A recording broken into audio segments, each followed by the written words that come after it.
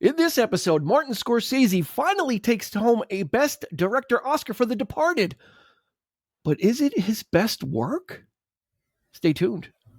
Welcome, friends, to the 3324 podcast, the final episode in Oscars month. Eric, can you believe we've done 5 movie episodes in a row? We did.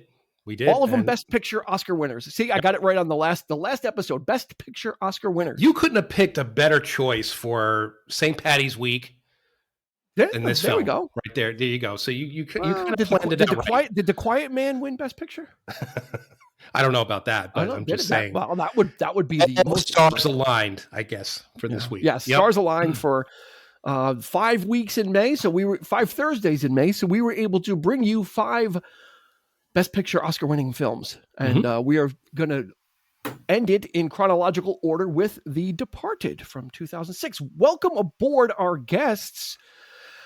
An eclectic and feisty and fiery. And I'm running out of adjectives, but if the pre-show is anything like the show, you'll know what I mean. Friendly. And let's start off with welcoming Kelly Coober first. In our first episode, she was in On the Waterfront, and now she's here to close it out. Welcome aboard, Kelly. Thank you. And considering it's March, not May, I think we're in good shape. Did I say May? You did. Yes. I did? Did I? I didn't even catch that. How's that libation working out for you now? And now it starts. But I'm very happy to be here. Thank Let's you. see, 1 minute and 39 seconds in. She is feisty tonight. Kelly, you have beaten Christie's record. There you She go. normally gets rare in Gotta about keep up. 5 minutes in. You minute 39. I think I'm Welcome going to aboard. agree with you on your comments before the show. Our next guest, coming all the way from the snowy north of New York, is Mr. Jerry Sullivan. Welcome aboard. Last seen in our Platoon episode. Yes, greetings. He Welcome, finished his welcome tour of back. duty. I'm back in my basement. Back Finished in the his tour of basement. duty in the Nam, and now he's in the underground, hanging out with Willem Dafoe. Feeling good is good enough. And he's wearing green. Yes, And he's wearing but I always wear green, so Oh, there you go. That's his. Okay. That's his like outfit. He my- opens his my one closet and it's clean all clean shirt. Like the hoodies. He's like, which one? So, rounding out our cast of luminaries is Ms. Christy Cuomo, last seen in our One Flew Over the Cuckoo's Nest episode. Welcome Thank you aboard, for having Christy. me. Of course, she picks the Very two. welcome. A woman of few words. I didn't. Of course, she picks the 2 episodes with Jack Nicholson, right? Duh. Yeah. Yeah, there you I was go. wondering if you picked up on You know that. what? I didn't even think about that. You know, I tried to have it as a diverse list as possible, but not only is this the second Jack Nicholson film, this is the third Martin Scorsese directed film. Yeah. So we kind of have to get off of the Scorsese train now and go with Before something you know else. it, you're going to start playing the Rolling Stones on your episodes. Pretty much, you know. Give me right? We did The Last Waltz, we did Goodfellas, and now we're doing The Departed. Mm-hmm.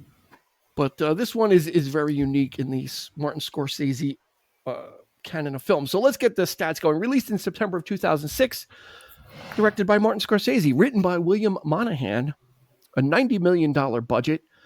And with a cast of this size, you see where the money goes. $291 million box office.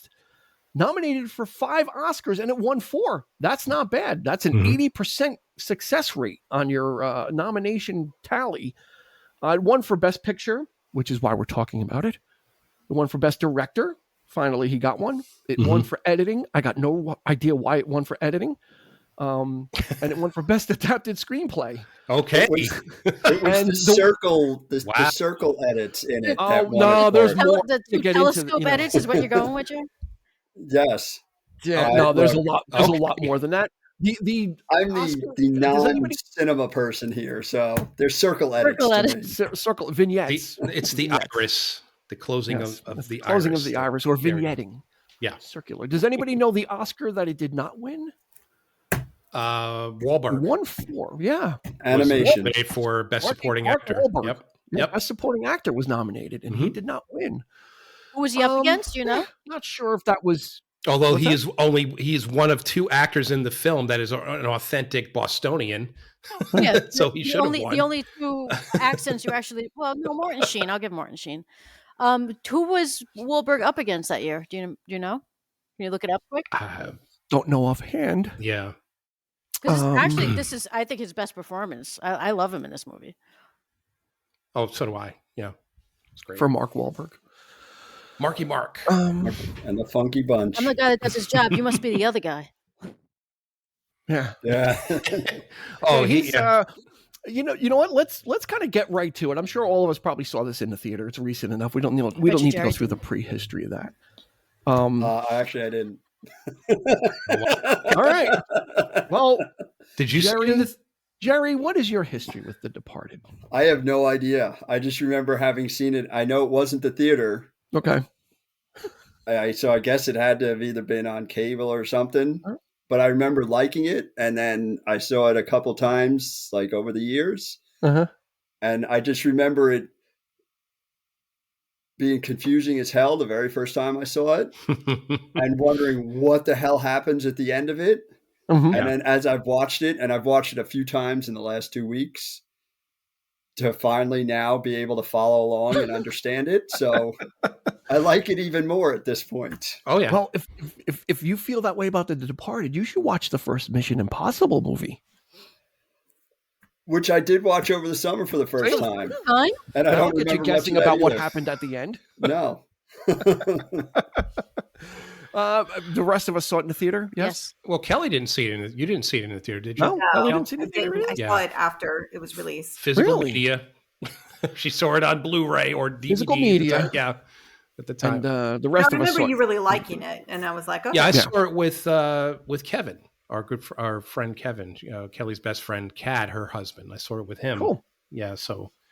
Yeah, I remember seeing it in the theater as well and being like, wow.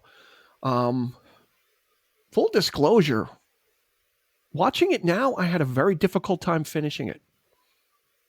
Okay. And I wasn't as enamored with it. Watching it again, I was kind of, the worm is starting to turn a little bit for me. We'll get into on that. The film. Yeah. So yeah, we'll get into it. I didn't expect that because this was one of the movies we've wanted to do for a while anyway. It's just kind of The Departed, This is your Copland. I remember back in the day, you were. It's my Copland. You thought this was like the best film. Yeah. You were really singing its praises. Yeah. Oh my God. Absolutely. Absolutely. It was really just, probably giving it a lot of passes in on its way to those accolades. But let's get into a little prehistory. Whoops. Based on the film Infernal Affairs from 2002. Mm-hmm. Brad Pitt got involved as a producer, thought this would make a good film to be remade. It would be a good idea. Originally was, since as a producer was going to play the role of Colin Sullivan, played by Matt Damon. And he said, I'm a little bit too old. Let's get somebody else. Robert De Niro was originally kind of pegged for Captain Queenan, but he was going to direct a film called The Good Shepherd at the time, so he opted out as well. Everything, and then recently came to light that Ray Liotta was approached for the Dignam role, which I can't see. No, I can't see Ray Liotta next to Martin Sheen and having that relationship. The Queen and Dignam relationship works because of the age difference and because of the generation gap. How Dignam is just such a different, and Queen is just accepting of it. It's like, Staff Sergeant Dignam has a different way, is a different way. And so it's Baldwin. Baldwin's the same way, right? He's of that age as well, where he's saying basically the same thing. Yeah, you got to get used to him. Yeah, it's like he's an acquired taste. Right. So let's roll through the cast really quick. If you've never seen this before, but let's see. We've got Leonardo DiCaprio as William Costigan, Billy Costigan, Matt Damon as Colin Sullivan, Jack Nicholson as Frank Costello, Mark Wahlberg as Sergeant Dignam. We said Martin Sheen, the great Captain Queenan, Ray Winston, Mr. French, and not the Mr. French from Family Affair of that TV show from the 70s. This is a decidedly different Mr. French. Vera Farmiga, again, as Christy has pointed out in Goodfellas and in other episodes, a singular female lead in a Scorsese film. Much like Lorraine Bracco in Goodfellas and Sharon Stone in Casino. Alec Baldwin as Captain Ellerby, Anthony Anderson as Trooper Brown, Kevin Corrigan, who was in Goodfellas, as Sean Costigan, James Badge Dale as Trooper Barrigan, and we'll stop with Mark Rolston as Timothy Delahunt. Mark Rolston was one of the sisters from the Shawshank Redemption. This he is was his Bob's. redemption. This is his redemption arc. He was Yes, the, I he was like the him as main Della Hunt. sister. Yeah, and he was also I like him much better as You Della don't Hunt. like him as a rape. Oh, and well, he wait, was one also more. Drake in Aliens too. He was Yes. yeah. And David O'Hara as Patrick Fitzgibbons. I'm embarrassed. I spent all This night. ain't reality TV. Hi, there's our pup. There's our pup. Yeah, he's When I making tell you to making bury a body in the marsh, you buried a body in the marsh. So yeah, this has got an all-star cast. I mean, DiCaprio was coming off of many of collaborations. He became like the new De Niro, the new muse for Scorsese. Yeah. After working with Gangs of New York. I think Shutter Island was before this or after this, Eric? No, I think After. was after. After, but The Aviator was just before it. Yeah. Mm-hmm. He came off of DiCaprio came off of an Academy Award nomination for Howard Hughes. So DiCaprio was and now he's going to be in that Killing was it the Flower Moon? Yeah, Flower Moon. Which, by the way, he Scorsese. says is a according to DiCaprio, it's a masterpiece. So we'll have to see about that. But. Yeah, we'll see. but yeah, that is very much the De Niro Scorsese relationship. He found like almost like a new muse in DiCaprio in kind of working with him. So it would have been interesting to see De Niro and DiCaprio in the same film. Like this sort of passing of the torch, as it were. Because you really didn't see them together. In anything in any of his films. So it was that would have been cool to see De Niro in this film. But You blew Yeah, it. I don't know. De Niro as Queenan? Jerry, what do you think? No. I like Sheen Has was De perfect Niro as ever it. done a Boston accent? it would have been interesting to see if he could. It would have been weird. It would have been weird. Sheen, Sheen gives off such like an actual nice guy type of Boston cop type of guy. De Niro would have been just weird. I would not have been able to pay attention. as I pointed out in Copland, he would have been De Niro.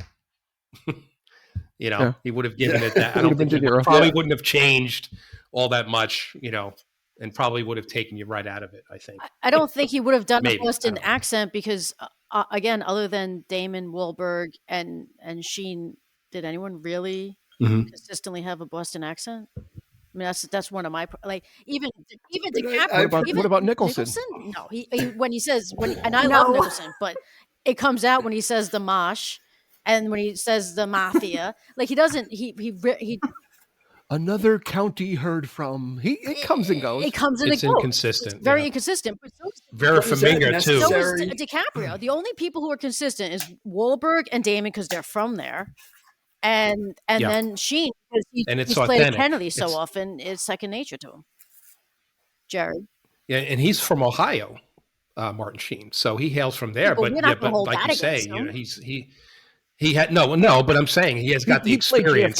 He played JFK in a TV movie. So if you can play Kennedy, you can do absolutely. the Boston. Vera Farmiga also is very inconsistent with her everyone accent was, but those well. three. Yeah. She gets it when she gets rattled. It comes out. Yeah. But the other thing, like anytime there's a Boston movie, this is the one argument everyone had, that the Boston accents are never consistent. Like, to me, I noticed I would rather them not have the Boston accent because it annoys the crap out of me. I agree. You know what, Jerry, it's much like a New York accent. Some New York accents are very subtle. I mean, it comes across that you can, certain inflections and stuff. But Damon and Wahlberg, when they talk, they're talking natural. It's not overbearing. It's not, like Mosh, and they're not over accentuating but those. Then to Jerry's point, things. and either You know what? Nicholson had a tougher job though because he's trying to play Irish and Boston, so he's trying to play like a specific like a Boston Irish. Yeah, with those kind of inflections. Kelly, you think those accents were too much, or should we have done a double feature with Good Will Hunting? No, I think the accents, like, you kind of have to take yourself out of it, and it's like you say, you forget that they're in Boston until someone all of a sudden you're like, oh, wait a second, So I agree with the inconsistency through it, but I don't think it really needed to be one way or another. I don't think that if Nicholson had really perfected it and held it would have made any difference in his performance. Well, part of to Jerry's point, part of maybe the muddiness of the accents, and it was addressed by Mark Wahlberg's character directly to Leonardo DiCaprio, is he was two types of people, right? Yeah. He was an upper class Massachusetts on the week during the week, and then on the weekend you're dropping your ahs and you're doing this, and also maybe to Vera Farmiga's character as well. She might be trying to hide that, right? And to be more professional, take it more seriously. And this whole movie is about people hiding things, deception, right? lies. And about this, exactly, deception, lies, duality, or just lack of a personality as well. So I think there's a lot in there with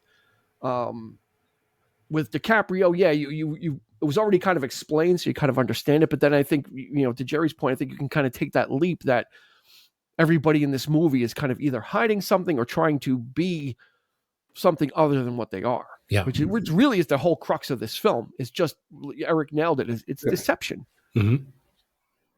Yeah.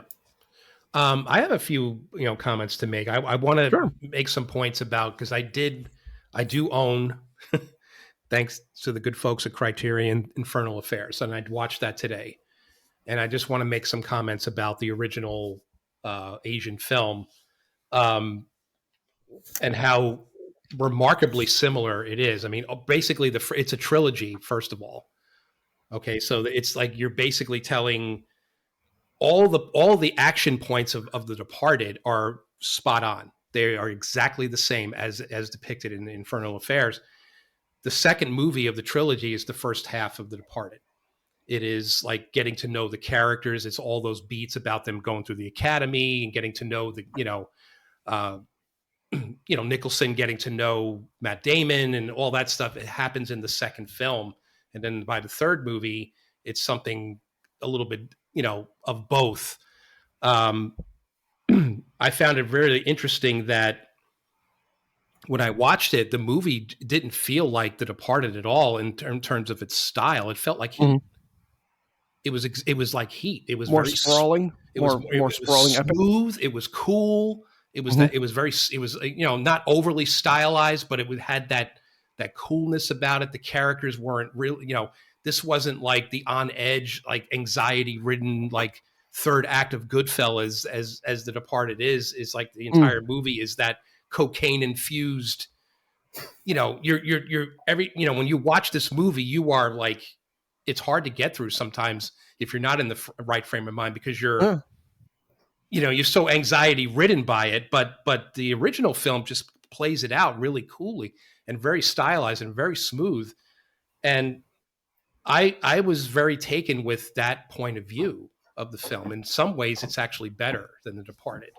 And the cultural bridge is not that long in when you're dealing with, in the sense of things aren't all that different, and because it's happening in Asia, this is happening in China, so this kind of thing is happening everywhere. So it's like, I found it really interesting that it's like really so close, and of course the Asian nods in The Departed when they're dealing with the Chinese, in Boston. They had to write that into the story where it was elevated to an international conspiracy rather than just a drug deal. In the original film, it's a drug deal.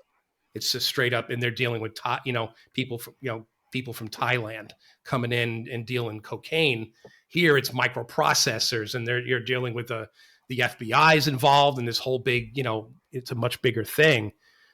Credit needs to be given to William Monahan, the scriptwriter, who basically condensed 3 movies into one. Yeah, 3 into one, or all the character development.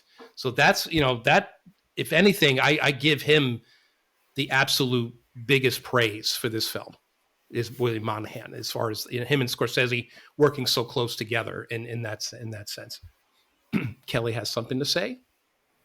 Yeah, I was just going to say the whole anxiety ridden part that you touched on. That's exactly like the first time through that I saw it. It's so, and it's like the confusing nature, like we were talking about earlier, like what's happening, what's going on. That's what really brought me in, and like really, I loved the movie the first time I saw it.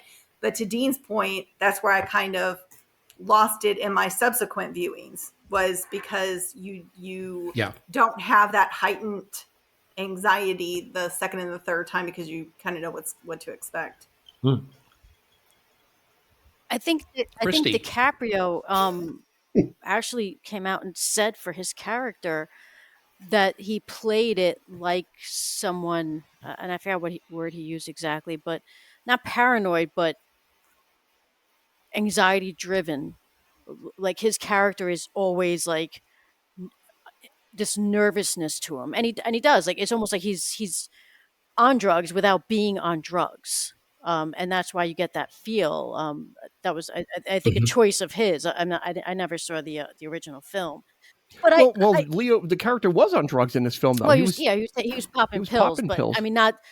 we're not talking about like Ray Liotta, Goodfellas. It's a different type of drugs. Yeah, we're gonna classify the drugs after this, but Well, they were drugs to stay calm. They They were weren't doing a hell drugs of a like, job. I mean, Yeah, but what he was over medicating. So yeah, but it's a different. It is a well, different. she only gave him 2 I pills. can't believe I'm arguing for drugs. No, she didn't. Since we've touched on that part, I Go would for like it. to say that You would be banned by the medical board. Madeline or Vera Yeah. is the worst psychiatrist I have ever seen. She gets so, and it's one of my favorite scenes, even though they flip back and forth. She gets so like it is her job to be able to handle guys that are going through what DiCaprio's going through, and he rattles her without even trying at first. And she, to the point of, she storms out, she curses, which is weird because I don't know if you noticed They in the cut it edit, out. Yeah, they cut it out. It was probably, you know what? It might have been one F too many, so they probably honestly. So they took. So they probably had to cut it out. Okay. She goes like that. It's She weird. says "fuck," But but they then cut it out. She runs out to give him a prescription, like personal delivery. You don't like what I, Too bad. how I called it. It's her job. Like she's supposed to be able to handle guys coming at her. Well, let's not forget that she's also fucking both of them. That's a problem. Jerry, let me ask you this. At that point, she wasn't. Let me ask you this though: is it not that she's a bad psychiatrist?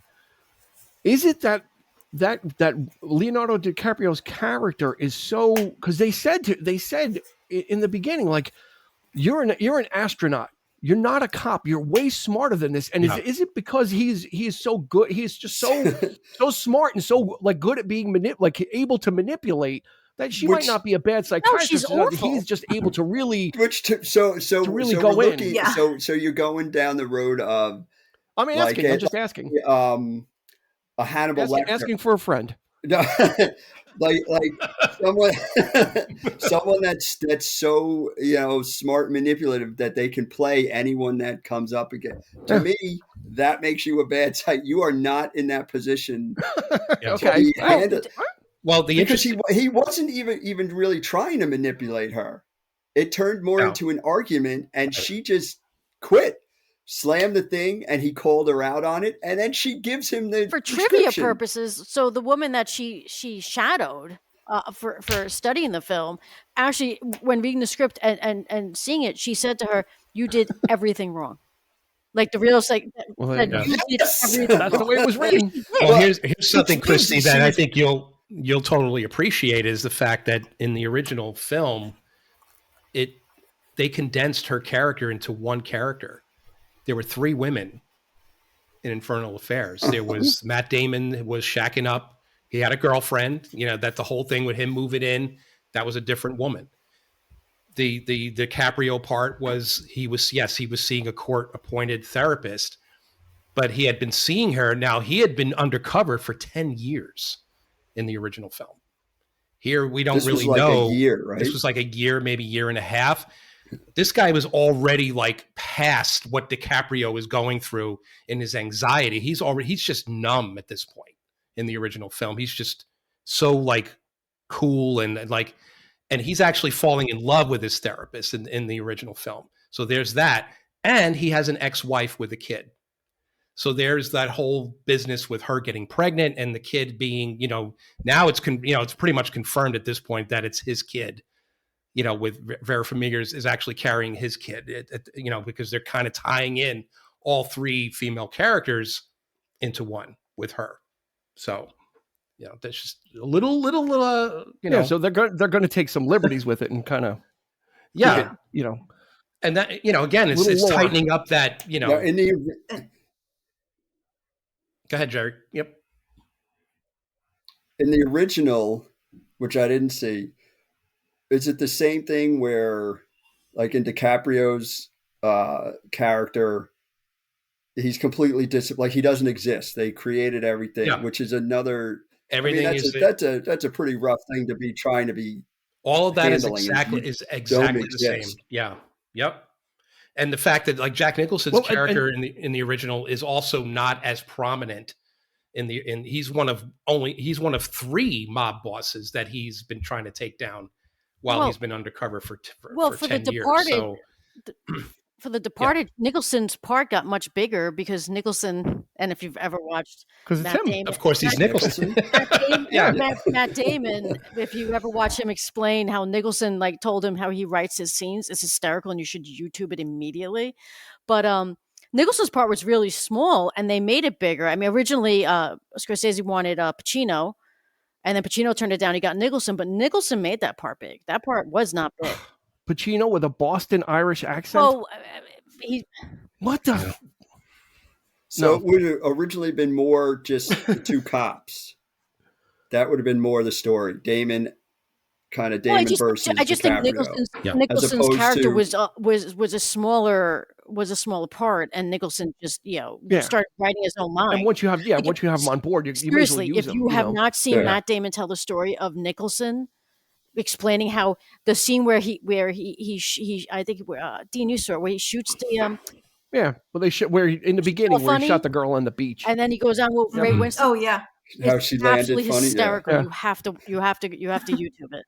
Yeah, just going through how Nicholson goes through a creative process. You think he just shows up as an actor because he doesn't really.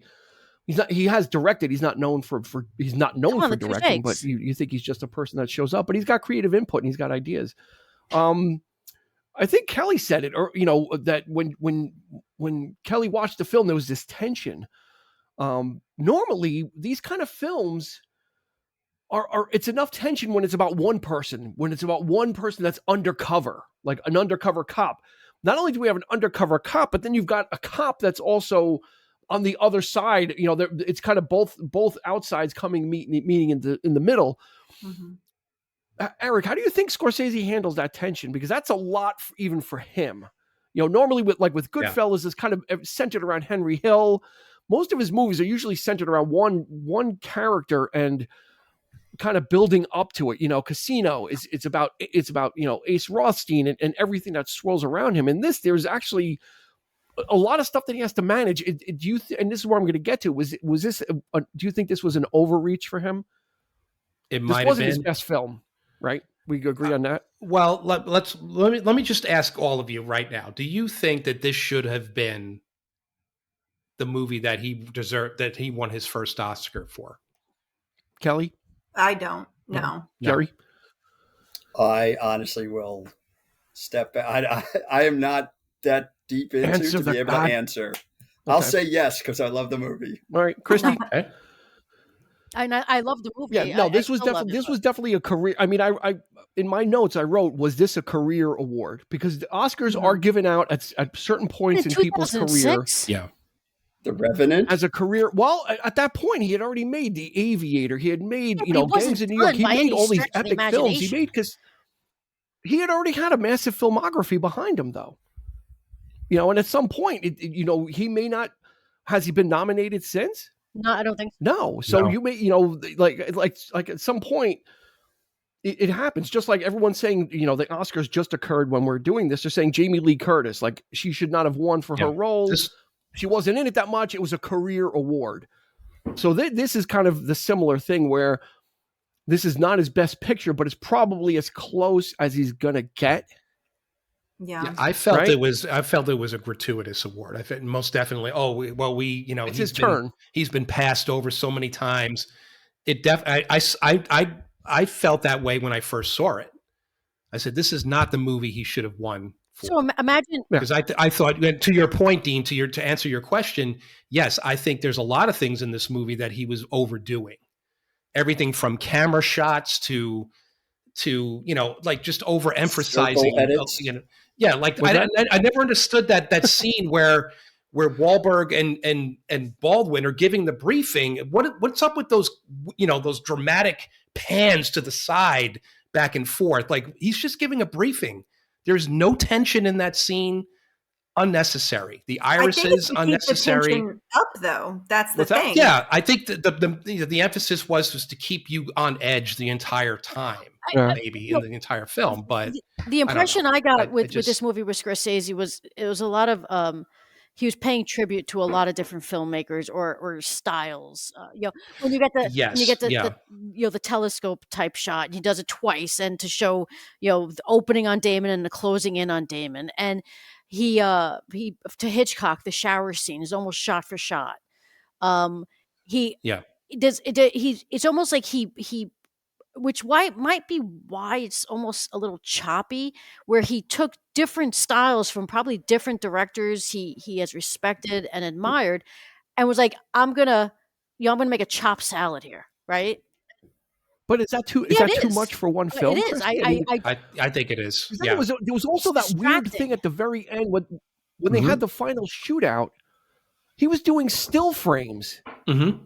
Someone would get shot, and it would be like a still frame for a second of like them getting shot. Yeah, no, he's done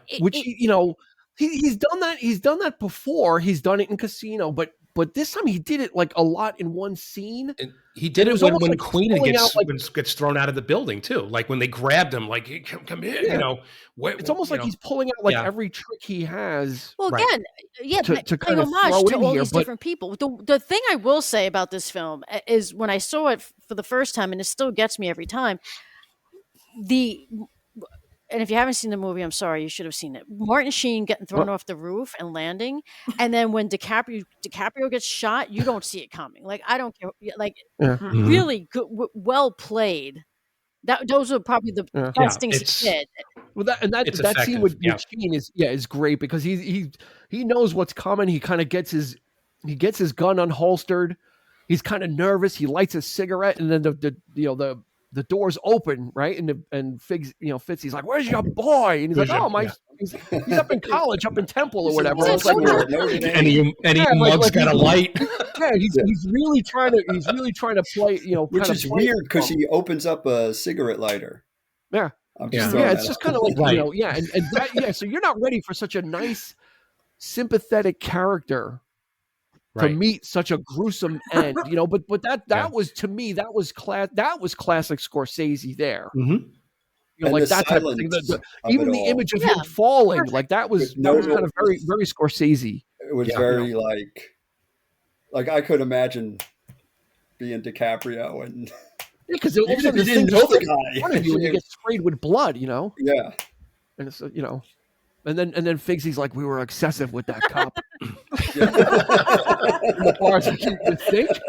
Yeah, we were excessive. Well, how does Baldwin describe him when he's describing him? What does he say? His three top guys. Figgsy. He's right out of his mother's right out of going my way. But he's like basically the lunatic. Which, by the way, Alec Baldwin, because we're kind of glossing over him. I love Alec Baldwin in this movie, and I love his chemistry with Wahlberg. Like him with Wahlberg, I found him more annoying in this film than I have in the past. He annoyed the crap out of me. He's like, don't judge him on this meeting alone. I used to love him in this film. Normally, it takes a little while to get to know. When he was when they were, I think it was when they had the surveillance, and he was like, "Patriot, baby, Patriot," and he's like. You want a cigarette? No, you're probably one of those healthy guys. Like just that type of they sped up. Go fuck yourself. When he went to go fight that guy, they sped up like his punch. Like they sped up the film. I'm like, it's just like some gimmicky stuff that Scorsese was doing to compensate for not getting the right coverage. And that's what bothered me too. Scorsese did gimmicky throughout the whole movie. That bothered you? No, yeah, but like speeding up footage to make it look like someone's punching, because pudgy Alec Baldwin is trying to throw a punch down. I totally agree with Dean, because when the first time I saw it, I recognized Like, this. what the hell was that? Like, weird. This is coming off of like seeing movies like, I think that year, Letters from Iwo Jima came out, and I was really into what Clint Eastwood was. I was really admiring his work at this stage, because he was, he's just so simple and so. And then to see something as jarring as another Scorsese film, but done in such a way that a lot of the stuff just wasn't necessary. It was very slapdash. It just felt like, he was trying too hard, maybe too cool for school. It just felt like at this point, like to Christie's point, I'm paying tribute to like all my heroes in cinema and this kind of thing. And you watch the original film, there's not nearly as many characters as there are in this film. There's no Alec Baldwin character per se. There's just, Queenan is like the only guy. Like, he's the only captain. Like, there's no Mark Wahlberg character either. There's like other people in the squad and stuff like that, but there's no like main characters, like, these big actors playing these roles. Like, perhaps that was just, I think at this point, from this point going on, I can't help but compare the two now. Now that I've seen the original film, of course, I think that's going to be like a thing now for me. And it's like there are parts of the original that I actually like better. And it's like back and forth. So, it's not a perfect film. That's kind of the part of it. Getting back to what you said earlier, Dean, where you said did Scorsese bite off more than he could chew. I don't think he bit off more than he could chew, but maybe he just had a hard time juggling this many talents on set, and the egos, and like a 90 million budget. Yeah. Okay, so 80 million of it went to actors. I mean, it all went to payroll. So, but maybe Scorsese, he's used to managing his people. He's got it. He's got his De Niro. He's got his Pesci. He's got this group of people. Now here he has Caprio, but now he's dealing with all these other talents. You think I don't think he was intimidated, but it might have been hard to juggle this many on one set. And so things might have gotten a little frantic, and people may have made creative choices. And I'm not saying Scorsese wouldn't stand up to them, but he might have allowed it to see where it would go. Could be. I mean, because he would go ahead, Kelly. Sorry. No, I was just going to say he's a fan of movies first. So I can see him not wanting to like stifle anyone and just being like, oh, yeah, that's great. Go with that. Yeah, go with that. And not realizing how much. But he would pull out all these tricks in Wolf of Wall Street, and they would work. Like, that film is like watching a 3-hour drug trip, and that's the point of it, right? Like that was a very successful execution of a particular style. Yeah, that he had, but or that he was less going talent for in that movie overall. But this just seems like it's just the thing for this is just kind of like it seems like it's just like all over the place. Yeah, you're kind of going, the Jack Nicholson stuff is almost detached from it because he's almost in his own world with him and French, and just is that his real name? Doing his own thing. And his conversations with Matt Damon are always on the phone. There's basically one scene that they have together until the very end, which is ends up being in a porn theater, and that's almost played for laughs. So right, so and Nicholson's just having the time of his life. So I can't fault Nicholson. I love seeing him in this because he's just enjoying the acting. He's not playing Jack too much. I think it's one of his best. He's just having fun with it, and so I enjoy like him being able to kind of let the line out a little bit, especially after all the stuff he was doing around this time. He was kind of getting away from this kind of stuff, so it was nice to see him kind of unfurl a little bit, but. I don't know. I don't know if it's because of all the talent. I just think, I think his style of filmmaking got the better of him, because there's one scene where Queenan and Jack Nicholson, where Martin Sheen and Jack Nicholson and Mark Wahlberg meet. Yeah. Right? Yep. He's like, oh, Francis. And he's like, oh, they called you to Tuma. And they have a conversation. And then there's a final cutaway. And Agent Lazio is in the background. He's Mark Wahlberg's brother in real life, but in the movie he was the FBI agent. Mm-hmm. they cut a, there's a reverse cutaway, the very last cutaway, and that guy is standing back there. Yeah. And he was never in the scene, but he's in a deleted scene, but he is clearly visible behind Martin Sheen, and he wasn't even in the scene. I'm like, sorry, are you editing talking is about just continuity with Scorsese? Yes, in this case, like, you can. Well, that's the thing is He does it on I'm going to purpose at forgive this him a point. certain amount, but then if you're going to forgive him a certain amount, but then it starts to run out. Like, if this is a best picture, you got to come a little more correct. Kelly's shaking her head. Kelly, you agree? Yes. I totally agree with that assessment. And Goodfellas should have been the film.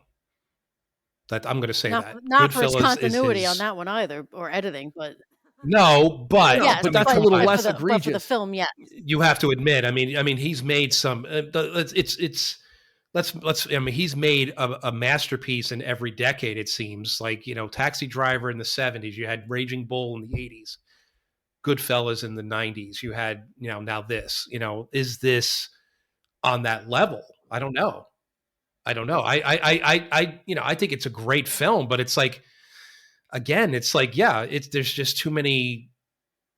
It's just too gratuitous at this point. It's like, let's just give it to him, because there was really no other film like it at that year. Let's face. I mean, it's like, oh yeah, and it was being heralded as Scorsese's return to the gangster genre after being gone for so long, Christy. Yeah. Maybe the problem is we always talk about it with actors where you take a Nicholson, a Pacino, a De Niro, and they almost become caricatures of themselves. They're playing, and directors can fall victim to that as well. And so Eric, when you talk about, is this like Taxi Driver? Is this like Goodfellas?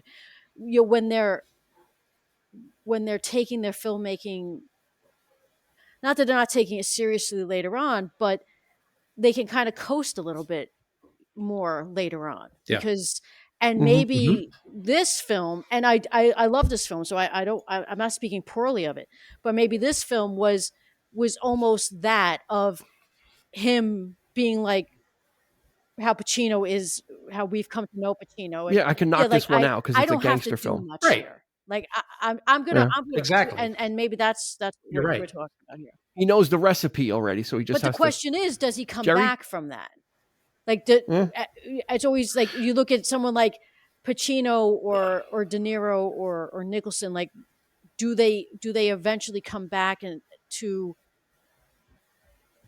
Like, does Nicholson ever go back to a One Flew Over the Cuckoo's Nest? I mean, not that film in like, but that type of acting style of just where you get lost in it and you forget that you're looking at Nicholson. Yeah, they can. It's possible. They just have to kind of because he's retired, so I mean, not Nicholson in particular, but he's done. Jerry had a point. You had something to say, Jerry? Not a point. I have because this conversation is so over my head right now. Oh, okay. We'll bring it back down, Jerry. My I got her number. How do you like them apples? My question is, when it won Best Picture, did you guys agree with it? Were you like, yes, at the time I was all on board. Absolutely. Okay. So I realized it wasn't his best picture, but I was happy that it won. Okay. And I really loved it. And so I was all in on the, like, all chips were on the table for Departed. It that year. Like, I don't know what else is around that year. Like, speaking for myself. Who was it up against? You remember? I wanted Clint to win. I wanted Letters from Iwo Jima to win. Well, it's kind of like, because I love that film. Jerry, Shakespeare in Love. I love that movie. Should it have beaten Saving Private Ryan? No. I have an echo. No. Yeah, no, I definitely have an echo. I gotta fix my mic. Yeah. That was you gave it your all. 2006 was nominated for Best Picture, The Queen, Little Miss Sunshine, which was with Steve Carell and Abigail Breslin. Letters from Iwo Jima, like Eric said, and Babel with Brad Pitt, I believe, right? I thought that was great too. I liked that movie as well. And then The Departed. So if you put it up against those other ones, it was all Scorsese all the time. Like, if there was ever an easy way to give him his career Oscar, because that is a, I'm not gonna slam those ones, but it's a weak field. When you have Scorsese, when you have The Departed up against Little Miss Sunshine for Best Picture, and The Queen, and Babel, and Letters from Iwo Jima might have been a great film, but it came after Flags of Our Fathers, right? That was the first one, right? Or Flags of Our Fathers was first? Well, they were made at the same time. Which one came out first? Flags of Our Fathers. Yeah, so this was like the second one in that two film cycle. It's very easy in 2006 to just hand it to Scorsese and say based on the other horses in the race. Well, also, here it is. I totally get that. Right? I understand. Also, when did and you may or may not have an answer to this, but we can all agree that the Oscars at some point became much more, for lack of a better word, political. Less about the actual films and the actors. Like we talk about Jamie Lee Curtis winning. Like, did Jamie Lee Curtis deserve to win, or is it because she's never going to get nominated again? Well, it's probably because she's never going to get nominated again. Yeah, but they've done that for Rod. I mean, they did that for. But in 2000. But they did that for Russell Crowe when he should have won for Beautiful Mind. They gave it to him for Gladiator the next year. And they did it for Denzel Washington. He should have won for The Hurricane, but they gave it to him for Training Day the following year. Has DiCaprio? What did DiCaprio win? Yeah, The Revenant. Yeah, but he also he purposely, they didn't advocate for him to be nominated for this film because of Mark Wahlberg. I think because I think it would have been why. I don't know. Wahlberg was best supporting actor? I guess because it would have taken some of the thunder away. I don't know. I mean, he didn't win anyway, Wahlberg, but okay. Yeah, I mean, he didn't win. He was making his burger recipe for Wahlburgers. It's a good burger. Brothers. Donnie. It did win for a best adapted screenplay, did it not? Yeah. Okay, Yep, so did. That to me is probably the most deserved accolade, in my opinion, because of what Monahan brought to the table. Like I said, combining those three films into one was no easy feat. And he's a great writer. He wrote another movie I love is Kingdom of Heaven, Ridley Scott's. But if the director's cut, not the theatrical cut, that's a great film. And he understands culture and history, and you could see that in his writing. Here it's the same thing. Like I said, they could have just had like an Asian gang come out of nowhere dealing drugs, but that really wouldn't have made any sense, would it? Than to have a China, a representative of the Chinese government in the sting operation, like with these guys. What kind of sense does that make? So the whole idea of it, of having to write that whole like other level of international conspiracy was a thing. Yeah. Microprocessors stealing from the Chinese, dealing with an international kind of thing. And then of course the whole thing with Nicholson being an FBI informant, as well. So none of that is in the original film. It's just really low level, very in the neighborhood, in the city kind of stuff, which in my mind is like Scorsese. Like one of the problems I have was the fact that he is out of his neighborhood with this film. He's not in New York City. It's not New York City. It's not, the traditional gangster, what he knows and what he's observed. He's a little bit out of his comfort zone on this one. Like we kind of talked about. Well, it's funny you mentioned Nicholson as an FBI informant, and one of the things he says in the beginning of the film is, "I want my environment to be a product of me." Yeah. Right. And pretty much that kind of sets the tone. If you weren't aware of it, that kind of sets the tone, because he's an informant as well. We don't find out till the end that he's an informant, but basically he's saying, I want to be the one that controls what my destiny is. So, and in this film, his reach is pretty far and wide, and people are dug in probably deeper than we know, which leads to the question I want to ask Kelly. Dillahunt,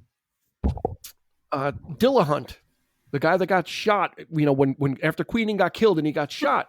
Yeah. Was he really a cop? That's so funny, because I asked Eric that exact question today. Well, I'm asking you, though. Okay, what's your... was he a cop, or did the police department use his death conveniently to cover for Leonardo DiCaprio's character? I mean, obviously you're presented with both options, and I do think he was, only because the way he was talking to DiCaprio in that scene, makes me feel like, he had more in on it. And I think the planting, because I was proud of myself for catching on to the address difference. Yeah. When it first happened, I was like, wait a second, that's not the address that he said, Yeah. So, yeah. So 314 Wash. Yep. So I you think he really was. So he was another informant inside as well. man, yeah. Okay. I agree with Kelly. I think he was a cop. Because of the conversation with DiCaprio when he's like, tell me why you didn't say anything. But prior to that, when they get called and Mr. French was like, they want your name and your bank account numbers, and he's like, I don't have a bank account number. And Delahunt walks by and he goes, I'm a cash man myself, kind of defending that it's just a line, it's just a matter of fact, and he walks away. Because he may know, he does know based on what he says to DiCaprio, that he's a cop. So it's just a way of saying, yeah, I don't have a bank account either. Like, it's normal not to have a bank account. So I definitely think he was legitimately a cop, because if you think about it, Costello, Nicholson's character, had in all of these little, you had Colin, and then you had he had a couple of just people just planted in the police department. So why would the police department also not? Because a lot of things run parallel here. Not just DiCaprio and Damon's characters, but all these other things. So you're going to have plants here, and you're going to have plants here. What's equal, right, Jerry? Yeah. Yep. Jerry. Plus, right, Jerry. Could you imagine how? For them he has to be a cop, because to announce it on TV, he's a cop.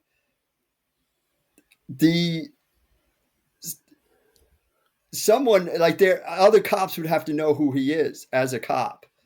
Yeah, not necessarily, because no one knows who Leonardo DiCaprio is. He exists outside of the Anthony police Anderson's force. Character knows who he is. He went to the academy. He went to the recognized him, academy with him, so he knows there's some truth to it. But he was thrown out. But he was officially thrown out of the police force. But he knows there was truth to him being a cop, so it's not a leap. It would just seem too crazy. Yeah. I think. So Jerry, why did he give him the wrong address then? What was the point of that? Why did he say 314 Wash when it was 344? I don't know. Maybe he knew something else. Because he knew. If he knew, was he trying to keep him away? Was he trying to protect him? Probably, I think so. Eric, do you think he was compromised? I legitimately thought it was a mistake. That's what I thought. Mistake also. But he said, I gave you the wrong address because he was a cop. Wait, Eric, you think Delahunt? I think no. Go ahead, Cal. Yeah, Kelly. No, I'm done. What was you? I didn't hear what you said though.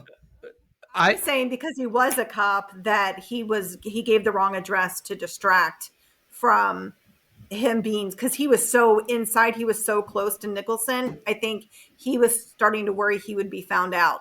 So he wanted to put this out there as, okay, well, whoever shows up is the real. He was protecting himself. That's how I felt. That's actually a good point. You know what? That's the thing about this movie, right? I mean, it's like you never know what's a lie, and I think that's the whole point of the whole film, is to keep until this conversation. I legit thought it was a mistake, and that he was just a cop that was so deep in, and no one knew it. Like I didn't think.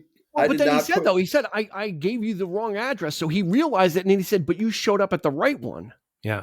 Right. And to me, I think why did I do? He was figuring out, like he wanted to know how, if he didn't know that DiCaprio was a cop, he's trying to figure out how did you know where to go? Because if they don't, no one knows anybody, and that's why it goes towards him not being a cop, and him figuring out that he was the rat, and then saying, well, tell me why I'm not going to say, tell me why I'm not going to say anything. If he's not a cop, why wouldn't he say anything? And protecting him. If Delahunt's not a cop, why would he protect Costigan? There's no reason to. Who knows? Maybe he wants to see the whole thing go down. No, maybe he's just like, they didn't give him enough screen time to figure that I out. think But he wanted validation from DiCaprio that he knew he was a cop. I know you're a cop. Okay. You know, I think It's a that's what he was- brotherhood. You know, we're both undercover. We know what it's like to be undercover. Look, he's dying. You know, he knows, and that's a he knows thing. he's dying. He's got nothing to lose here. Yeah. He's going out. No one's like, hey, let's get this guy who's bleeding out to the hospital. No, they're not even like offering Right. to drop him in front of the emergency room. Right. Yeah, No, they're they all just drinking. left him They're on all the couch drinking and at the went to the bar. bar. They weren't even, It's they weren't even, not they weren't even He tending. doesn't. They're waiting for him to die. He doesn't care. If he's Yeah. not a cop, They weren't even tending to him. You don't want to. Yeah. You don't want to draw attention He to doesn't- you. Obviously, how do you explain he got shot by? but that's the point. Is like he's If- dying. if So the- if he was if going to rat, Both of us are in the same situation. Yeah, but okay. We're drinking. Go ahead, Christy. Go ahead, finish up, and I have a if he good thought contrast. if he wasn't a cop and he was like, I know who this guy is, he's just going to tell them. What the hell does he care at that point? He doesn't care. Do you think I Delahunt do. was a cop? Okay. And I think So, he was protecting. if we He was look at protecting wait, it, but wait, he wait. wanted Leo to know that he was also a cop. Yes. So if we Right, I look at agree. Reservoir Dogs, where Tim Roth was a cop undercover and he got shot, he's like, just drop me in front of a hospital, Mhm. right? I won't say anything. Just drop me in front of a hospital.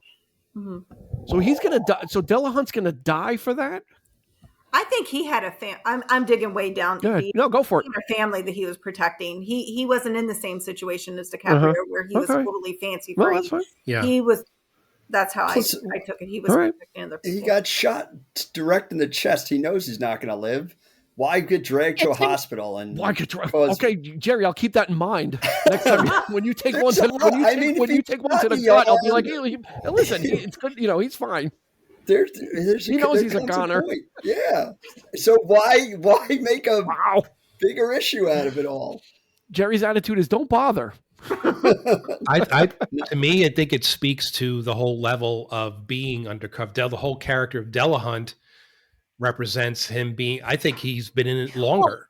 Yeah. Of course, yeah, Yeah, he was dug You in. know, so he's already past that. You know, he knows what it's like to be under for so long, and I think at this point he doesn't even care if he's Yeah. on his So- way out. You know, so I definitely think he's a cop. Is you know, Eric, but I think maybe to Kelly's point, perhaps it's just maybe he did want to.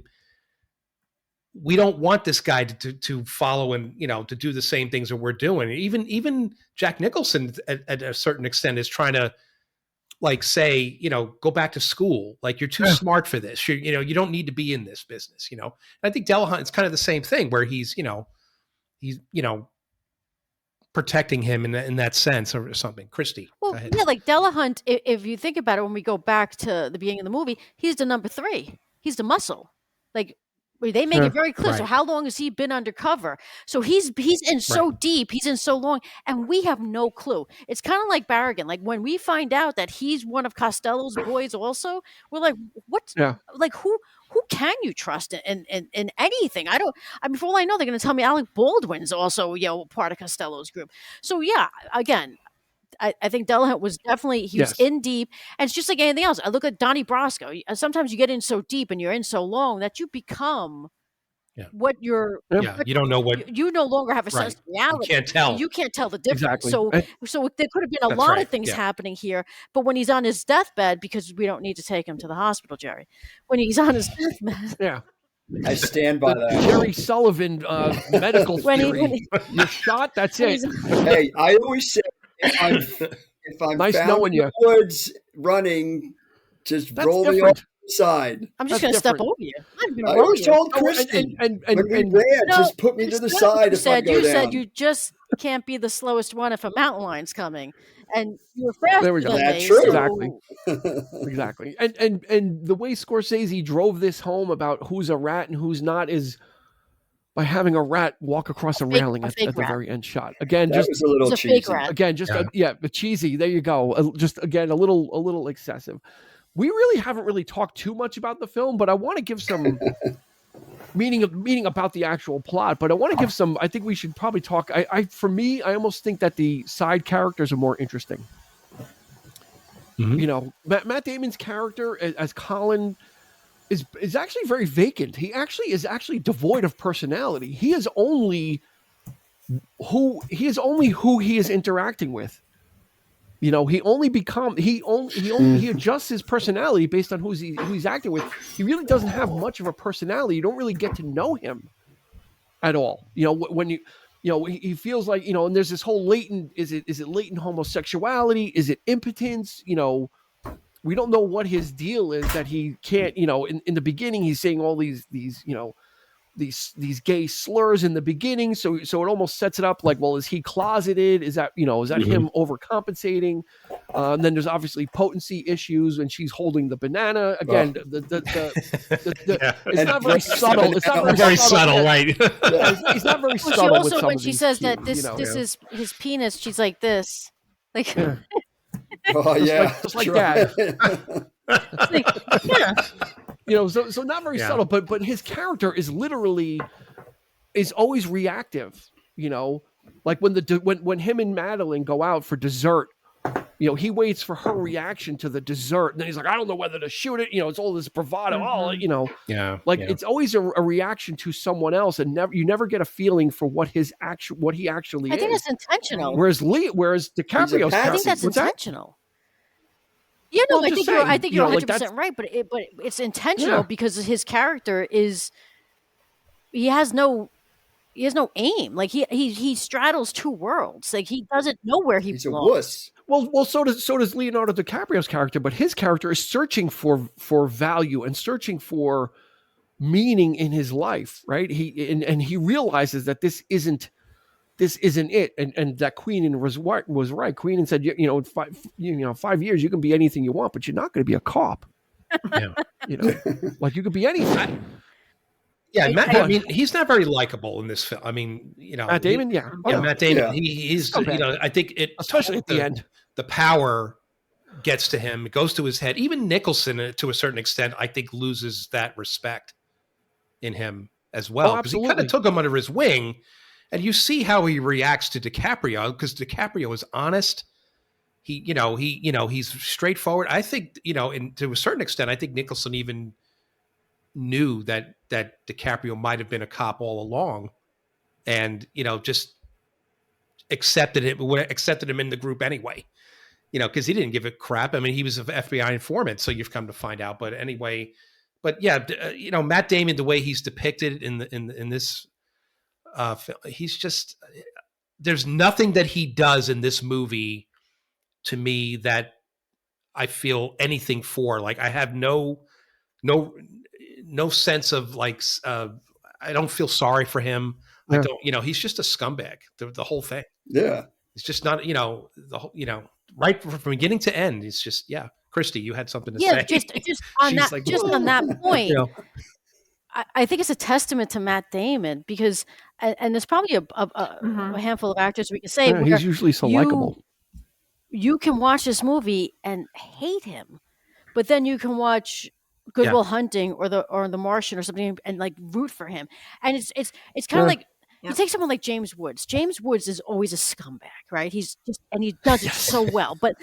Like the ultimate, he's James Spears' father. And there are certain actors who always play the bad guys, and there are certain actors who always they never play like a bad guy. They're always good guys. Matt Damon does both very well. That's probably why this works so well, is because they played him against type in this. You see Matt Damon as a cop, you think, oh, he's going to be a great cop. Yeah. Meanwhile, he's just this really just underhanded and just out of control. Like, like you said, like things spiral out of control. That for Jack Nicholson's character, he becomes a liability, and there will be no liabilities, right? There will be no liabilities, no matter what. And to Eric's point, I think he respected, even if he suspected that Leonardo DiCaprio's character was a cop. I think he respected his openness, he was defiant in a different way, right? Matt Damon's character was defiant. Like, you're telling me you want from me, like DiCaprio's character was defiant in betterment of his own self-interests. And, and I think Jack Nicholson's character knew that all those guys that he had in the police department were rats. Yeah. Like if you're going to be like he's going to use them, right, to his advantage, but I think the ones that are on the gangster level, I think he's got more respect for, because those are kind of the guys that are in it with him, Jerry. Right.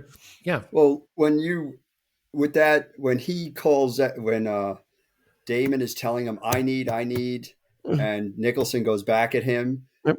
Damon backs down right away. But then in the bar, when he does that at the end, near the end, to DiCaprio stands up to him and says, You asked me once, I proved you I'm not a cop. You asked me again, I'm walking.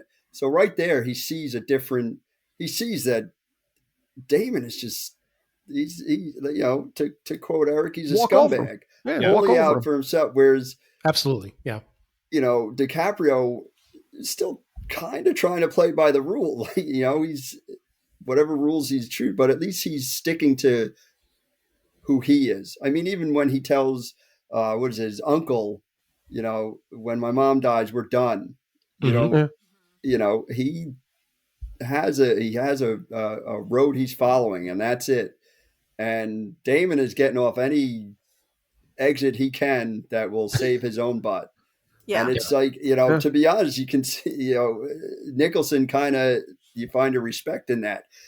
Even if he didn't suspect, like he obviously, he went to great lengths to try and figure out if DiCaprio was the cop, because he says it at one point. He's like, it's not Billy. Yeah. Mm-hmm. So he could have had that feeling the whole time, and then just kind of. Yeah, he was so sure of it. Yeah. It's so very interesting. And again, this is just like a quick line. It's not a throwaway line, but in one of the last scenes with DiCaprio and Nicholson, when the cops are coming in, he's like, how do you know you didn't have a different tail? It's almost like he's trying to protect him in some weird way. Mm-hmm. Yeah. Like there's some, unlike Matt Damon's character, even though this is who he's trying to get, there's a little loyalty there, right? And it just might be in his nature. Yeah, because he's I totally agree. There's a sense of a DiCaprio. I mean, De Niro. Nicholson is switching.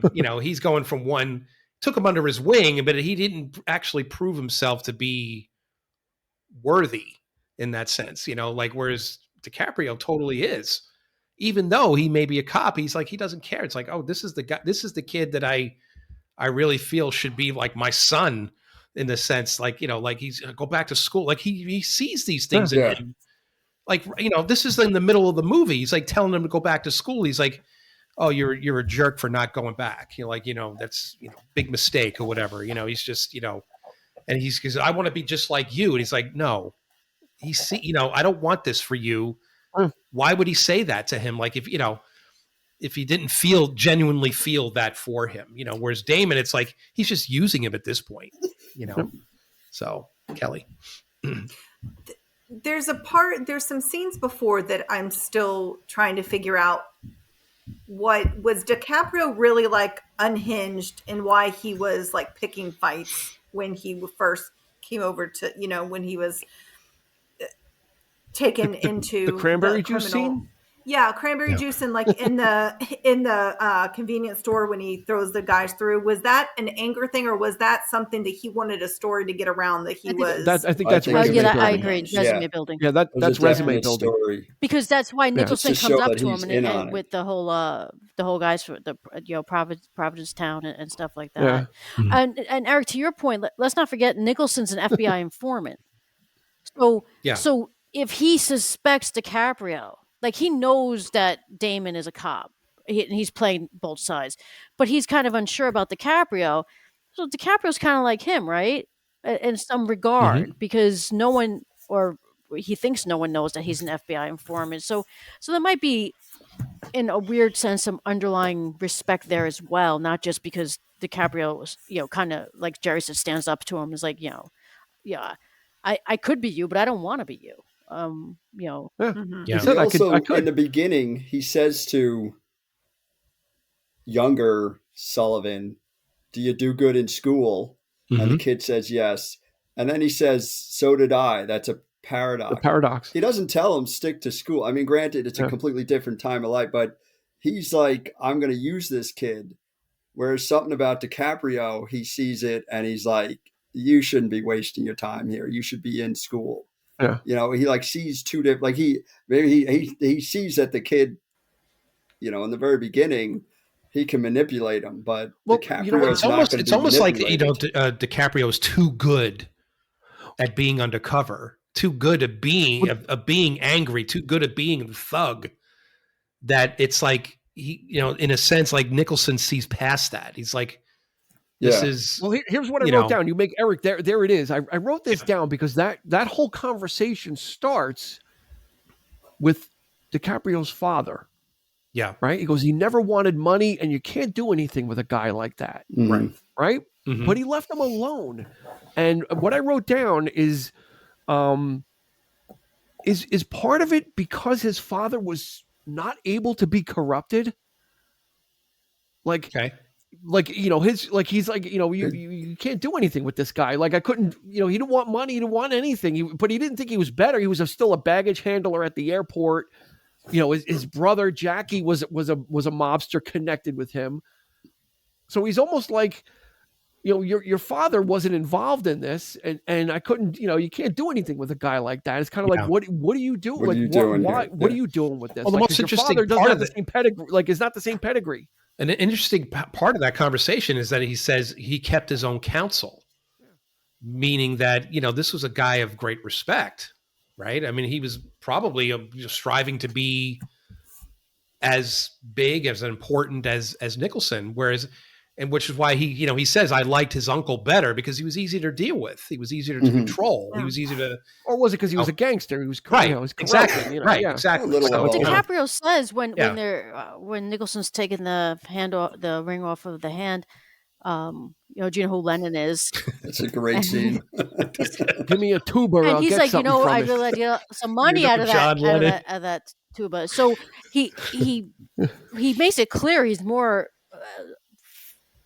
trying to be more Uncle Jackie than his father in this regard to get on Nicholson's side. Can Nicholson see through that? I mean, I don't know. But also to Eric, what you were Yeah. saying, when you compare Matt Damon as a young kid and then DiCaprio, they both are.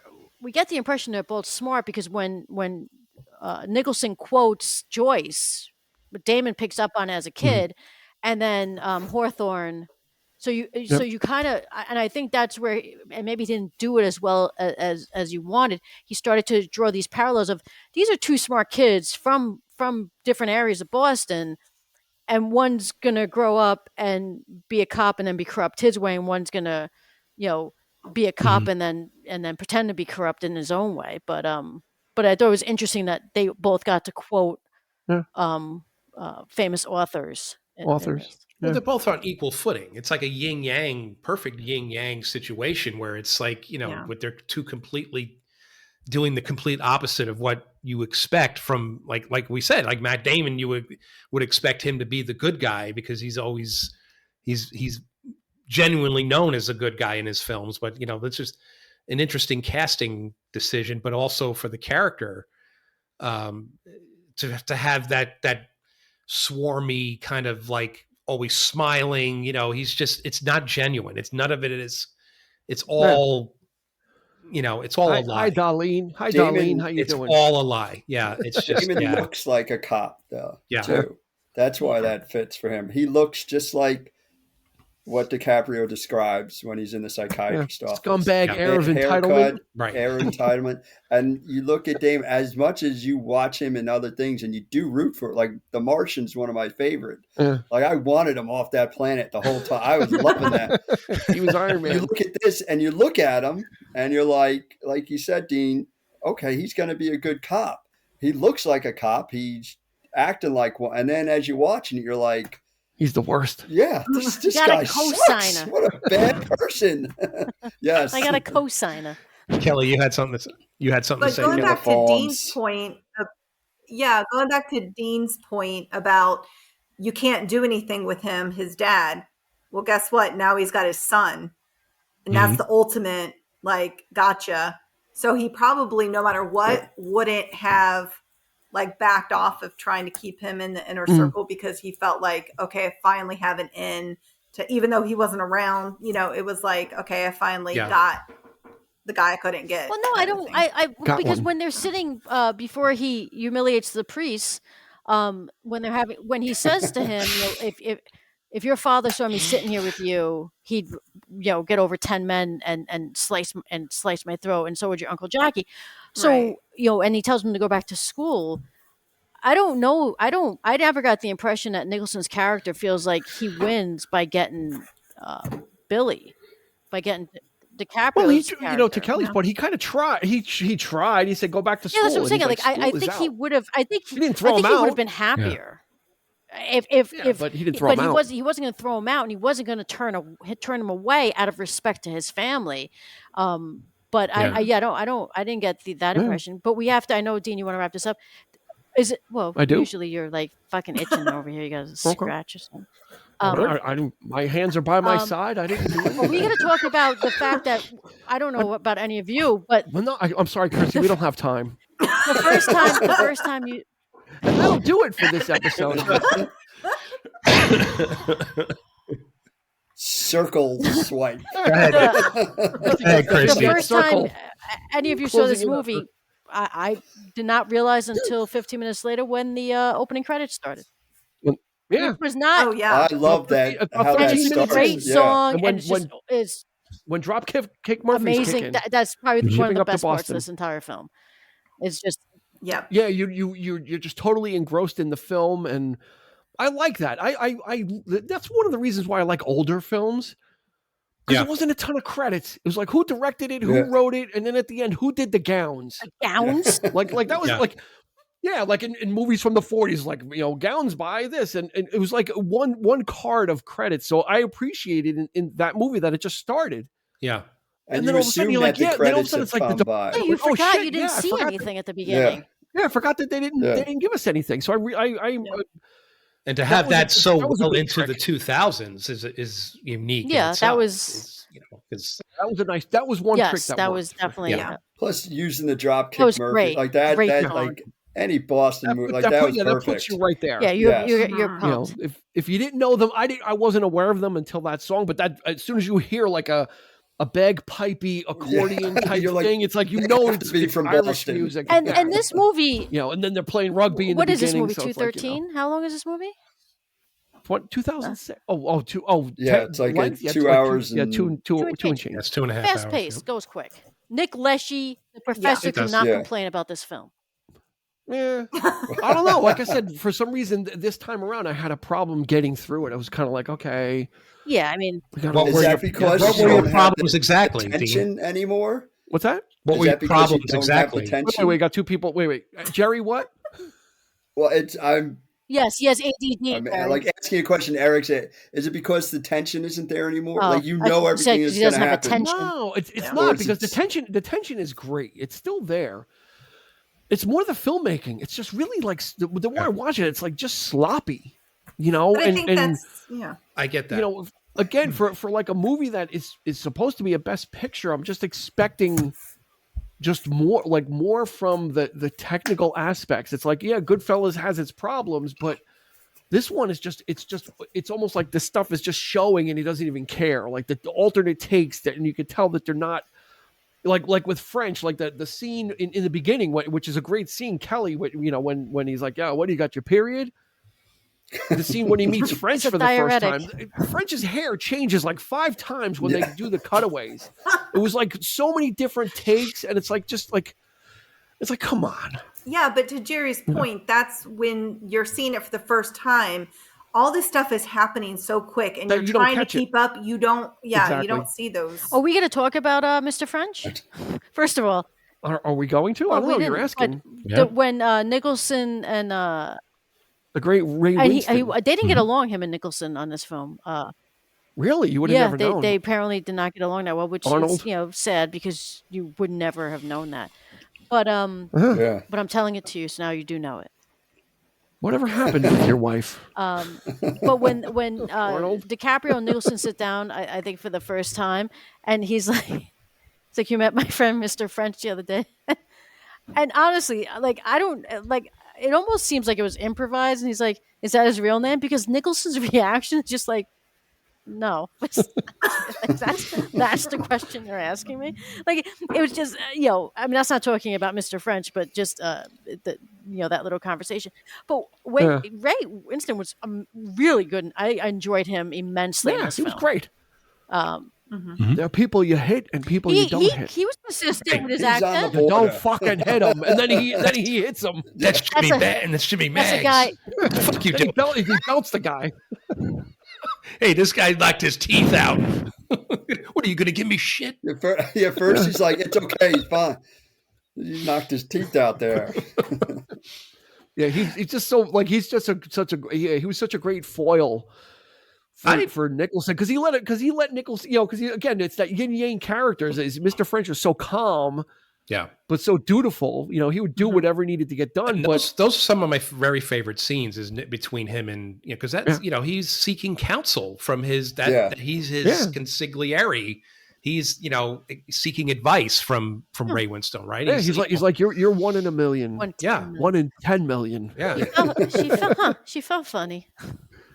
And he had the best death scene, one of the best death scenes ever. Like, oh fuck it. Yeah. Boom. Yeah, he just took himself out. He knew. He's just like fuck this shit. So many great, so many great side characters in this film. Like I said, we can't say enough about Martin Sheen as Captain Queen, and just his scene with Leo and Mark Wahlberg that's probably what got Mark Wahlberg his nomination. Was that scene in the beginning? Yes. Right when they're questioning Leonardo DiCaprio for the first time, and just kind of his antagonistic. Oh, he's grilling. He's trying to be like, trying to work with them, and Wahlberg is just. It's good cop, bad cop. He's got no use for anybody. It's a good cop, bad cop. FBI agents like mushrooms, feed them shit and keep them in the dark. But the whole point, the thing of it is that the whole time he's just giving him shit, just to get a rise out of him. And but then there were the moments where they're in the car. He's like, for Christ's sake, be smart, get in the car. Yeah. How could I not arrest you? And then Wahlberg just totally changes. Like when he's in, he just totally, he's like, we think there may be an informant, all serious now. Yeah. There may be an informant in the department, like a rat in the department. It's like, he, the whole time you think it like, why is he doing this to him? Like, because he's just giving him shit. He's just that way. But I think in a way, it's like, it's always constantly being tested to see how, Well, Dignam tests everybody though. The guy, when they're doing the sting, he's like, who are you? I'm the guy that does his job. Who are you? Let's say hi to your mom for me. What? Two things on the last scene in the movie. One is it annoys me, Matt Damon, when he gets out. First of all, why is his neighbor so pissed off at him when he's like, "Hey, hi, pup," and no one wants anything to do with it. Like he goes to pet the dog. He goes to pet the dog, and the woman's like, "Get the hell away!" She worked for the department. Do they know something's up? Or are they like? I don't know. She's like, "Get the hell away from my dog." When he leans into the door to cry. It's just such a weird. No, I think he knew something was up. No, I didn't get that. Like he leans into the door before he opens it. But it was like a weird, like the way he went over. Like I was just like, what? It was just weird. It was just the body was just. It was probably, It was probably one of the most. I think that's probably the second most real moment because I think the other real moment when he was like to Leo, "Just shoot me." You're killing me.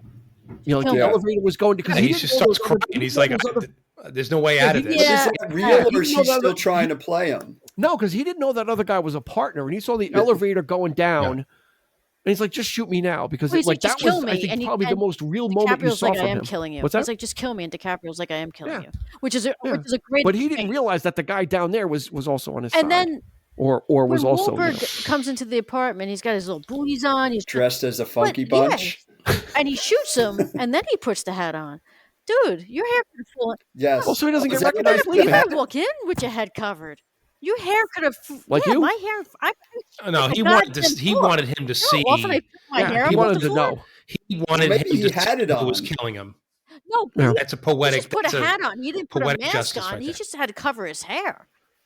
That's just to cover for the cameras. And inside, he wanted to know. He wanted him to know. Wanted him to see who was. He doesn't cover his face when he leaves. He just puts a hat on. He puts a hat on. I'm just for the cameras. For DNA, he just like you. Yeah, he should have wore the hat. I'm going to go kill someone after this. I'm not going to take the hat off. Wow, nice. All right, there's the confession. And All right. that goes to show, like, Damon getting his at the end is the final. That it proves right there that there is no coming back from this. It's like he has no remorse. He has no, him getting killed is the only way to satisfy the audience as far as, Yeah, because he thought that he wiggled his way out of this somehow. Right. There was actually a sequel. They were actually commissioning a sequel to this. Yeah. Mm-hmm. But there was nobody left alive. Honestly, it's not a joke. There was nobody left alive. It was going to be Wahlberg's character. It was. Yeah. But what's the point? Wahlberg, he left the fort. There really wasn't. There's nothing else to tell. We don't need further adventures of him. Yeah. What does he become, a teacher? Who are you? The new student? Like what is it going to? What's the point? It's not going to go. Damon anywhere. wants out, Eric. It doesn't come out often, but I think he struggles a little bit. He struggles a couple of times before he calls in to follow Sheen. When he's laying in bed and he says to Vera's character, we can leave, just start over. But not here, somewhere else. Yeah, and it's no bananas. It's because the attempt. I think Christy. I agree, but he doesn't know how to, because, like he says in that scene, if we're not going to make it, you gotta be the one to leave, because I'm Irish. And he goes, I'll stay. Well, I'll stay no matter what. I don't know how to leave. I'm Irish. I'll deal with it. I don't know how to leave, and that's what this whole situation is. He doesn't know how to leave. He doesn't, but the thing is that he may be trying, in the performance. He's not capable. He says it himself. But, he's not capable. Right. As a viewer, though, watching the movie, I don't feel anything. I don't feel sorry for him in the least. No, of course not. You still because don't. He's deplorable. He's not a very tragic figure, because we didn't really get any backstory. Because he also doesn't look remorseful when he sees Wahlberg. He almost tries to start to bargain with him. Yeah, I'm talking way out. There's no resignation. Okay. There's no. And Wahlberg had him pegged from the beginning. He knew he was a scumbag. Yeah. Like, he always knew. Well, he even calls him a scumbag. Yeah. I run red flags like you. Yeah. So, but all right. Well, now we can wind it up, Christy. I think we can wind it up now. Yes, good time. So. Good time. All right. Let's go around. Let's do just one quick favorite scene. There may be many, but that's okay. You can pick one. Jerry, what do you got? I'm going to say the Leonardo and the psychiatrist with Madeline. When he just screws pills. Yes, 2 pills. That whole thing. Even when they intersperse, some scenes in there. I just love when smart people get manipulated by other smart people. Why don't you give me I don't know why. Scotch and a handgun? Blow my fucking brains out. You're fucking. You close my file. You're fucking ridiculous. I have to that he rattles her. Yeah, she's easily. You put my file. And she goes, oh my god! And then she's like, I go get the file. Let me reopen the file. That'll work. That'll work. Kelly, what do you got? I like the scene where DiCaprio goes to Martin Sheen's house and he lets him in, the back door and everything like that. And they have that little intimate moment where they're, chatting and like trying to figure things out. Yeah. I really like the acting in that. And I thought it was a really, nice way to kind of slow things down and let you catch your breath a little bit. Yes. So. Yeah. Martin Sheen was a nice calming. Yeah, he was a nice calming influence on the film. Yeah. He's like, exactly. come in. It shows you how good he is there. Come in, have dinner, sit down. Supper. That's my son. Yeah. He goes to Notre Dame. Yeah. Okay. Yeah. Who the fuck asked you, man? Little, give a little bit. Yeah. Christy, what do you got? Well, I would have liked to pick Jerry's scene, and then because that's out there, but I just wanted to be noted. Okay. I want a notation that it's also one of my favorite scenes. Duly noted. I would also thank you. Yep. Jeff Lynne liked it as well. I would also I'm torn between the when they're telling DiCaprio, 5 years from now you could be anything you want, but you won't be a state trooper, that whole scene. But also this scene with DiCaprio and Nicholson the first time when they sit down, just because again, I don't know if that was improvised or just so natural between the two of them. It's such a good scene. The whole like, is that his real name? Like, I just the facial expression. Is that the one when he breaks his hand again? You take Yeah. him in the, they Or is take that- him in the no. No. Yeah, Or is no, that- it was before that. Bef- It's like, do you know who I am? It was Yeah. before the Oh, hand. yeah. Okay. Before the hand. Yeah. I'm not asking you. I'm not the cops. I'm not asking you. Yeah. So that would be that would be my three. All righty. Eric. I was going to go with Jerry. I totally agree with that scene, and I love the all the stuff in between as well. That whole montage, if you will, of. But for me, I don't know. I guess the scene with the elevator really gets me every time. I know what's coming, but it's so well executed, and so from a filmmaking standpoint, I think it shocks the hell out of you. Even now, it's like, damn, it's like, and you just feel so bad for DiCaprio at that moment. It's like you want still him think to he's going to do it. You think he's going to pull it off. I know, and it's just and for Damon to just I recommended for the Medal of Merit. There is no way that he means that. He is not sincere in the least. You know what I mean? Oh, no. Nothing about that is sincere, and it's just DiCaprio himself, and he's like, "That's the highest award." But it's so well. Every part of that is so well acted and so well executed. I have to go with that. So, yep. All right. I'm going to go with any scene with Figsy. I called you. I paged you. I called you. Hello, Mom. I won't be home for I'm not going to be home for when supper. Damon no, my friends plays the are lawyer. coming. I love Figsy. Is just such a great character. Like fuck with you. he's like, I called you. When and Damon then runs in as the lawyer is a good scene. Yeah.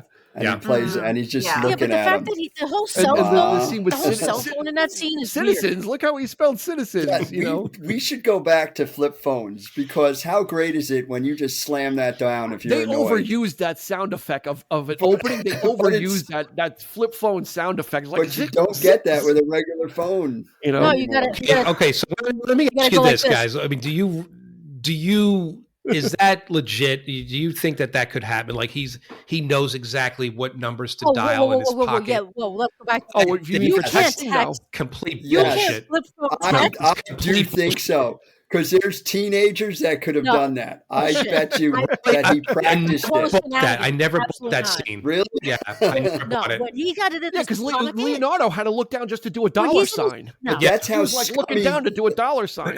That's how scummy Damon is. What, that he's a That could be. flip phone he master? practiced it and That's figured what he it did in his out. spare time. That could be. Yeah, That could be. Right, And then Jerry. so But I was just every time I watch that scene, I'm like, In the come porn on, theater, that's just what a he was little, doing, practicing his flip phone texting. There you go. That too. Wow. Okay. Oh, get dirty. Alrighty. Okay. That was Nicholson's idea, by the way, to have that Yeah. prosthetic. Like the first time I saw it, I'm like, what the? Alrighty. Why here? I own the place. I own the place. Something you like? Yeah. Alrighty. Yeah. That's a fine scene to end on. So that's going to do it for this episode of the 3324 podcast. The final one in our Oscars month of Best Picture Oscar winners. Not a rousing endorsement. I think we were a little split on it, but by all means, it won. So by all means, if you've never seen it, check it out and let us know on social media. Are we far off the mark? Is it a classic, or is it an overreach by Scorsese? You can do that on Instagram and Facebook at 3324. If you're watching us on YouTube, hit the like and hit the subscribe button. This way you'll never miss a video when those drop as well. So thank you for joining us. We always appreciate it as always. Let's see. For Kelly, thank you very much for joining us. Christy, thank you as well. Jerry from the Michelob Brewery in Latrobe, Wisconsin. We appreciate all of you. And for Eric, this has been Dean asking you to please be kind and rewind.